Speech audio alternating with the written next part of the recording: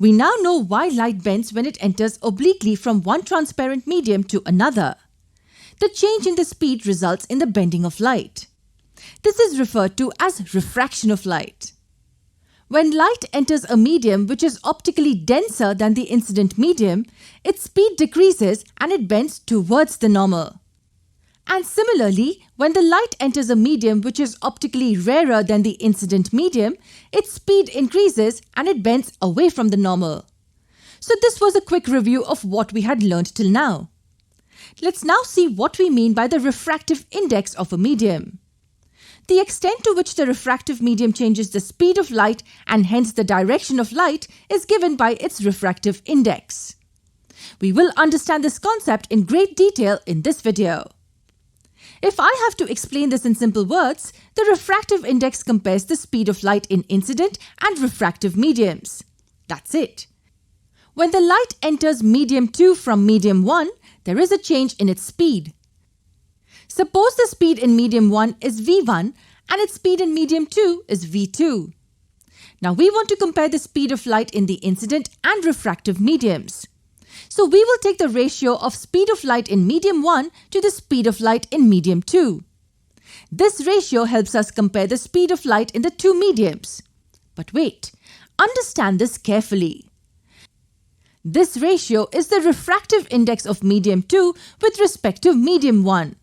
Here medium 1 is the incident medium and medium 2 is the refractive medium.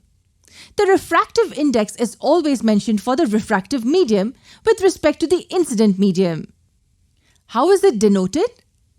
It is denoted by the letter N with 2-1 in its base and pronounced as refractive index of medium 2 with respect to medium 1. This is how it's written. So the refractive index tells us the extent to which the speed of light changes in medium 2 with respect to incident medium 1. What if the light was travelling from medium 2 to medium 1? If the light was travelling from medium 2 to medium 1, then we can write the refractive index of medium 1 with respect to medium 2 as the ratio of speed of light in medium 2 and speed of light in medium 1. Now let's discuss the possible values for the refractive index. First case is when the refractive index is greater than 1 and the other when it's less than 1. Wait, why not equal to 1? If the refractive index is 1, it means that the light is not changing its speed at all. So there will be no refraction at all. Hence, it can either be greater than 1 or less than 1. Let's understand the first case. When the refractive index of medium 2 with respect to medium 1 is greater than 1, it means that the ratio v1 over v2 is greater than 1, which in turn implies that the speed of light in medium 2 is less than its speed in medium 1. I want you to understand this well. Light is travelling from medium 1 to medium 2, and hence we're looking at the refractive index of medium 2 with respect to medium 1. We are looking at n21. It equals to v1 over v2. If the refractive index is greater than 1, it means that the numerator is greater than the denominator. Hence we say that v1 is greater than v2, or v2 is lesser than v1. So if the refractive index of medium 2 with respect to medium 1 is more than 1, it means v2 is lesser than v1. Or we can say that the speed of light reduces in the refractive medium. And this means that light after entering medium 2 will bend towards the normal. Let me discuss this with numbers. Say the refractive index of medium 2 is 1.31. It means that the speed in medium 1 is 1.31 times the speed in medium 2, which is about 30% more. So light has lesser speed in medium 2 and it bends towards the normal. Can you tell me what will happen if the refractive index of medium 2 with respect to medium 1 is lesser than 1? Yes, it means the numerator v1 will be lesser than the denominator v2. Or we can also say that v2 is greater than v1, which means the speed of light increases in the refractive medium, and the light will bend away from the normal after entering medium 2. So now we know what different values of the refractive index indicate. But let me talk about a special case. We talk about the case in which medium 1 is vacuum.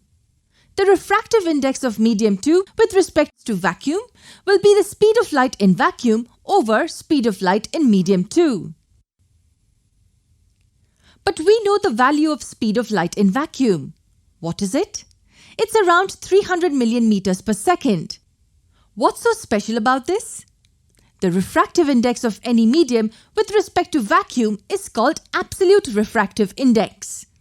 It is represented by n with the name of the refractive medium at its base. If the refractive medium is water, then it's written as n with the base as water. Generally, we find the refractive index of any medium with respect to vacuum. The following table represents the values of refractive index of various media with respect to vacuum. What do you notice? First of all, one can see that the refractive indices of all the material mediums given in the table are greater than 1. Well, this must not be surprising at all, as the speed of light in any material medium is always less than its vacuum. Second, it also helps us compare the refractive indices of two mediums. Greater the refractive index of the medium, lesser will be the speed of light in it. Consider any two material media from the table, say diamond and ice. We see that the diamond has a much greater refractive index than ice. What does it imply? It tells us that the speed of light reduces more in the diamond than it decreases in ice. It implies that light from the vacuum to the diamond bends more towards the normal than light from vacuum to ice. By the way, did you know that there is a relation between the angle of incidence and the angle of refraction with refractive indices of the respective medium? That relation is nothing but the Snell's law of refraction. We will study that law in the next lesson.